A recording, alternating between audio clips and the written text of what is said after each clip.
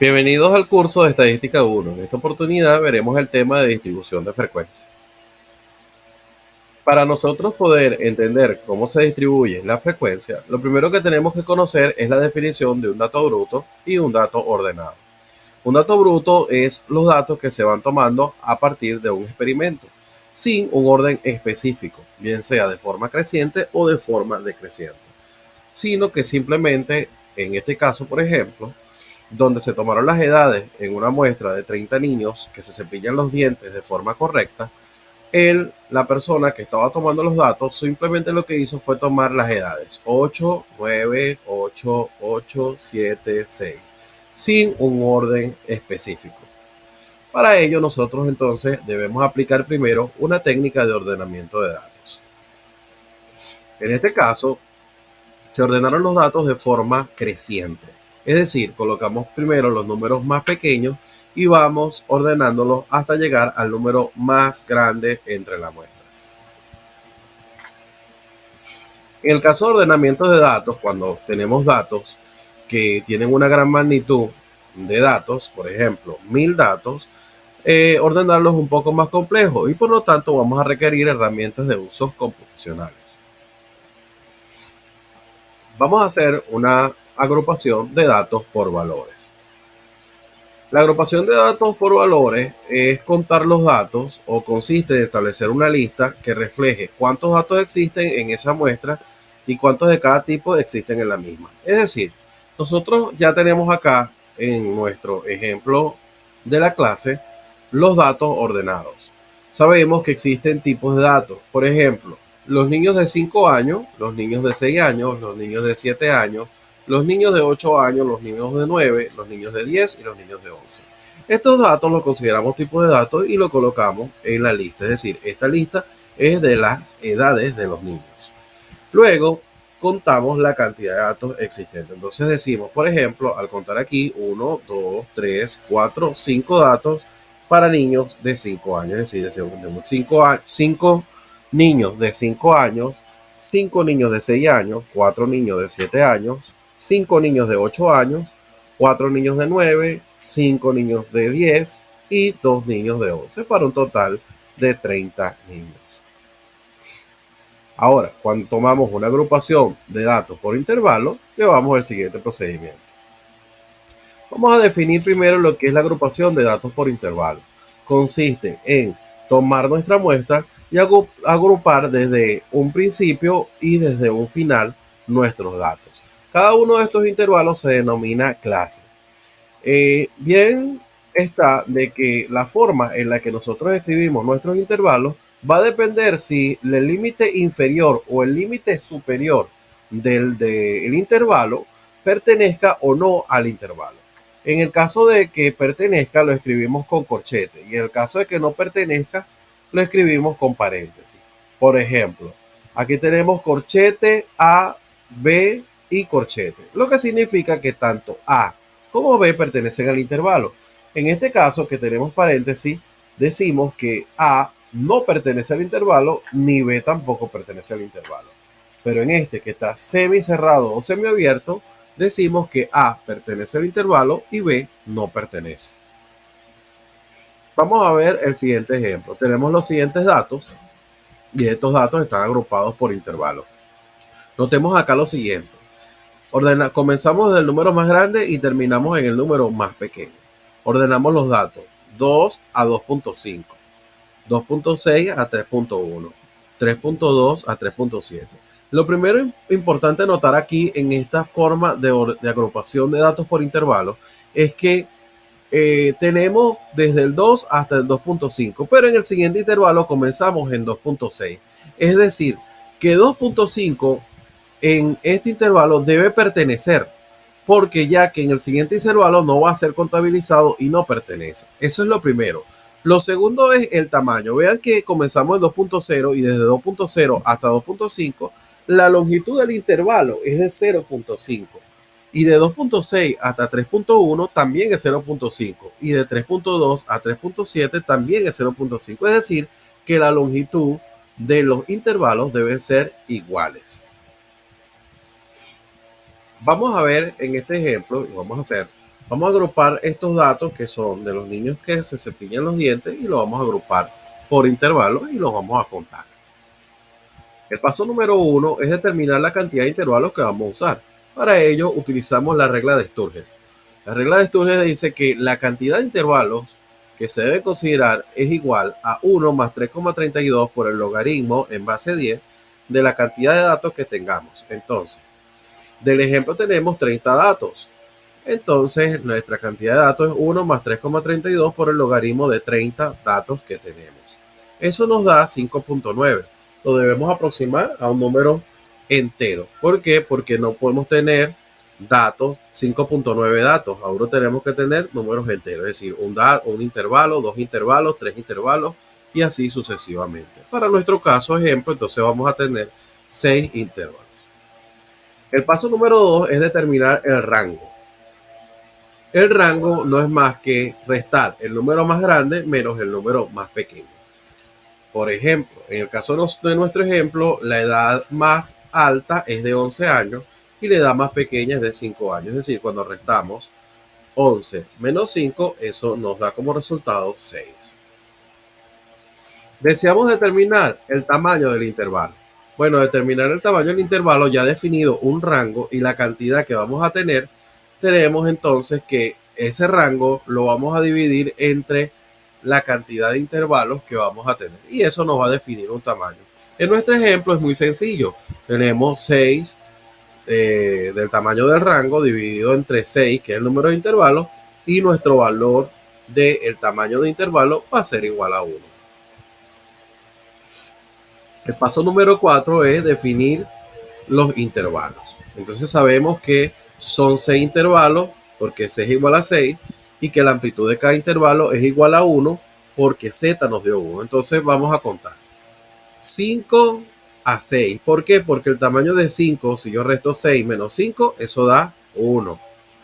Si yo resto 7 menos 6, eso da 1. Si yo resto 8 menos 7, eso da 1. Entonces estoy asegurando que el tamaño del intervalo sea 1. Y a su vez, debo asegurar también que la cantidad de intervalos sean 6. Entonces, 5, 6, 6, 7, 7, 8, 8, 9, 9, 10, 10, 11. Veamos algo importante acá. Supongamos que hubiésemos hecho los intervalos desde 5 hasta 6. Desde 7, ya que ya lo contamos aquí, hasta 8.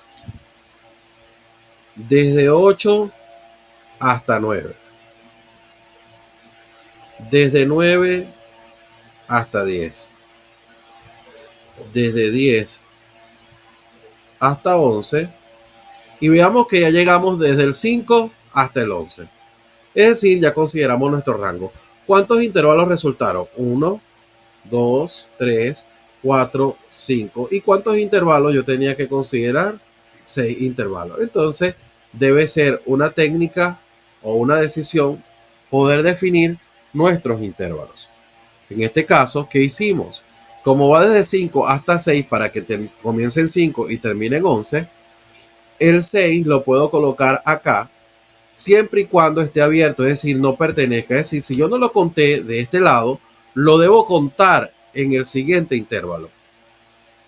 Si yo no conté el 7 en este intervalo, lo debo contar en el siguiente intervalo. Y así sucesivamente. Luego vemos lo siguiente. ¿Cuántos valores hay desde 5 hasta 6 sin que el 6 pertenezca? Bueno, desde el 5 hasta el 6, sin que el 6 pertenezca, tenemos los números 5, sin que el 6 pertenezca. Desde el 6 hasta el 7, sin que el 7 pertenezca. Entonces tenemos esta cantidad sin que el 7 pertenezca. Desde el 7 hasta el 8, sin que el 8 pertenezca. Entonces tenemos esta cantidad sin que el 8 pertenezca. Y así sucesivamente vamos contando hasta lo siguiente. Veamos acá. Desde el 10 hasta el 11, como debo considerar el 11 porque está dentro del rango, debemos decir desde el 10 hasta el 11 que ambos pertenezcan. Entonces tenemos desde el 10 hasta el 11. Tenemos una cantidad de 7 datos, como lo vemos acá. Nota importante. Siempre que se aproxime o redondee Z, se redondean los intervalos y se hace de la siguiente manera. Lo primero que tenemos que hacer es calcular un nuevo R. Es decir, ¿cómo calculamos ese nuevo rango? Multiplicando ese C por el Z que se aproximó. La diferencia entre R y R nuevo se le resta el límite superior al primer intervalo o se le suma al límite superior, que es el último intervalo. Veamos un ejemplo. Dadas las presiones en libras por pulgadas cuadradas que debe resistir el concreto en cierta construcción, agrupen intervalos y cuenten. Entonces tenemos un conjunto de datos. Note que estos son datos decimales, por lo que es conveniente agruparlos por intervalos. Además que tiene una sola cifra decimal. Eso es importante para las decisiones que vamos a tomar más adelante. El paso número 1, aplicar la regla de Stonex. Debemos saber cuántos intervalos vamos a considerar. Entonces, C más 1,32 por el logaritmo de 40, que es la cantidad de datos totales que tenemos. ¿Cómo sabemos que tenemos 40 datos? Bueno, vemos aquí que tenemos una matriz de 1, 2, 3, 4, 5, 6, 7, 8 columnas por 5, 8 por 5, 40 datos. Entonces tenemos nuestros 40 datos. Eso nos da 6,32. Debemos aproximar porque debemos considerar una cantidad entera de intervalos. 6,32 aproximamos a 6 y ahí lo tenemos. Vamos a determinar nuestro rango. El número más grande que hay entre el número de datos es 2509,5 y el número más pequeño es 2490,4. Por lo tanto, yo resto el rango, el número más grande menos el más pequeño, y eso nos da 19,1. Ese es el tamaño del rango. Determinamos el valor de Z, que no es más que tomar ese rango y dividirlo entre la cantidad de intervalos que voy a considerar. Por lo tanto, tenemos 19,1 dividido entre 6. Eso nos da 3,18. Aquí es donde vemos el detalle de esta operación. Vemos que de 3,18 aproximamos a 3,2. Primero, ¿por qué aproximar a 3,2?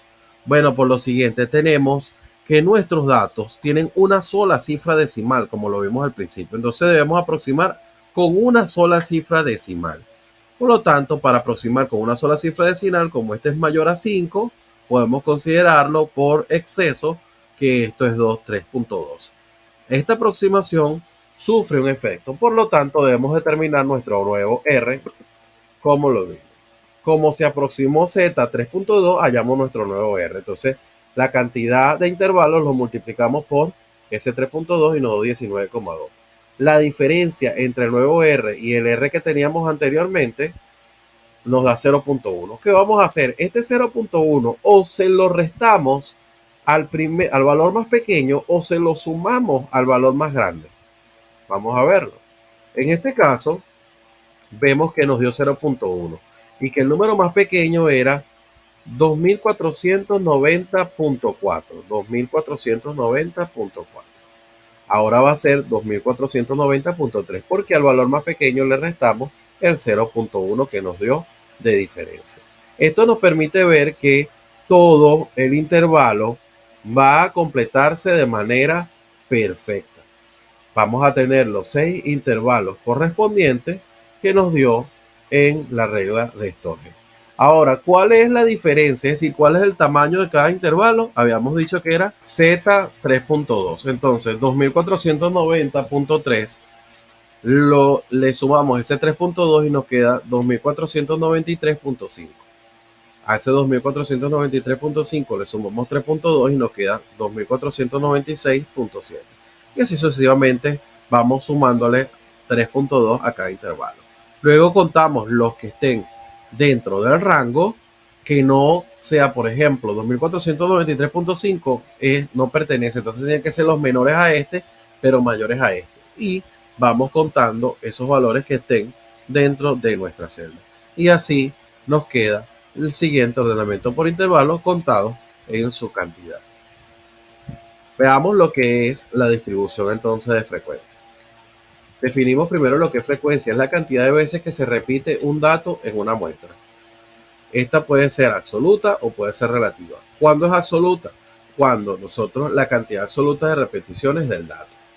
Es decir, si nosotros tenemos en un salón de clase mujeres y hombres, nosotros decimos cuál es la cantidad de mujeres que tenemos en un salón. Supongamos que tenemos 10 mujeres y 5 hombres, 15 en totales. Entonces, nosotros decimos, bueno, tenemos 10 mujeres de forma absoluta. Ahora, ¿cómo la vemos de forma relativa? La forma relativa es la cantidad de repeticiones del dato respecto al total de datos. Decimos entonces, hay 10 mujeres de 15 personas que están en el salón.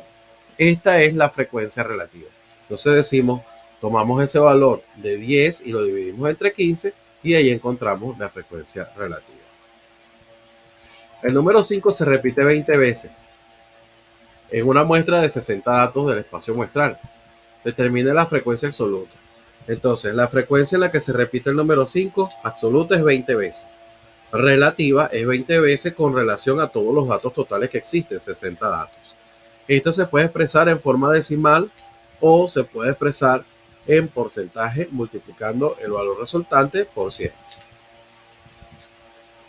Normalmente estos valores de frecuencia son mostrados en una tabla de distribución de frecuencia, la cual tiene la siguiente forma. El intervalo o dato, en el caso de que estén agrupados por intervalo o en el caso de que estén agrupados por valor. La frecuencia absoluta, que es el conteo de cada una, la frecuencia absoluta acumulada, que te indica cuántos datos se han contado a medida que va pasando cada uno de los datos, la frecuencia relativa, que ya sabemos que es el dato con relación al todo, y la frecuencia relativa acumulada, que es la acumulación del conteo de la frecuencia relativa. Sea la edad de los niños que se cepillen los dientes de forma correcta, realice la tabla de distribución de frecuencia. Ya conocemos estos datos, veamos lo siguiente. Lo primero, los niños de 5 años. ¿Cuántos niños de 5 años hay? Bueno, hay un total de 5 niños de 5 años. Hasta los momentos hemos contado 5 niños. La frecuencia relativa es 5 niños de 30 en totales que hay. Y hasta los momentos hemos contado 5 de 30 en la frecuencia relativa. Ahora bien, nosotros vamos a contar la cantidad de niños de 6 años. ¿Cuántos niños de 6 años hay? 5. 5 niños de 6 años. ¿Cuántos datos llevamos contados hasta ahora? 5 más 5, 10 datos. La frecuencia relativa son, ¿cuántos niños de 6 años hay? 5. ¿De cuántos? De 30 niños en totales que tenemos. De 30 niños en totales que tenemos. ¿Cuántos hasta los momentos relativamente hemos contado? 5 más 5 sobre 30, eso es 10 sobre 30. Es decir, esto es lo que hemos contado hasta ahora. Ahora bien, ¿cuántos niños de 7 años tenemos? 4 niños. ¿Sí? Hasta los momentos, ¿cuántos niños hemos contado? 10 niños más 4 niños, 14 niños. ¿Cuántos niños representan esto? 4 sobre 30 niños. Y hasta los momentos hemos contado 14 sobre 30. Fíjense que este mismo 14 lo podemos comparar acumulado, lo podemos comparar con el todo, que son 30, 14 sobre 30. Este es 4 sobre 30 y este es 14 sobre 30. Y así sucesivamente. Vemos que al final vamos a terminar contando todos los niños y nos debe dar 30. Relativamente vamos a tener, relativamente acumulado, vamos a tener 30 sobre 30, lo que equivale al 100% de la contabilidad de los niños presentes en nuestra muestra. Veamos algo importante, la forma de representar los gráficos. Para el caso de la frecuencia absoluta se utilizan barras. En este caso hay un error acá, debería ser barras. Las barras nos permiten observar la distribución en la que están colocados los valores o las cantidades contadas.